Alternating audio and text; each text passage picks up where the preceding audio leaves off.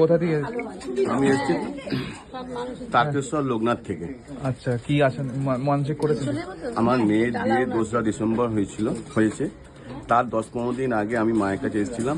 আমি একদম নিশ্চয় ছিল, কিচ্ছু ছিল না আমার কাছে। আমি কি করে মেয়ের উদ্ধার করব আমি নিজের জানতে পারিনি।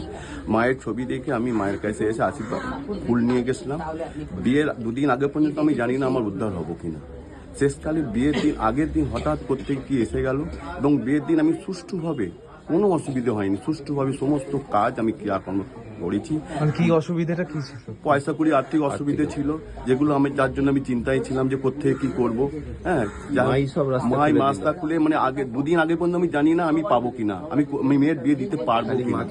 শুধু মাকে স্মরণ করে গেছি। বিয়ের আগের দিন হঠাৎ প্রত্যেকে আমার যেন মা বলে দিল যে ওইখানে চলে যা, এবং যাওয়ার পরই ভগবানের দয়ায় তার সাথে আমি পেয়েও গেলাম।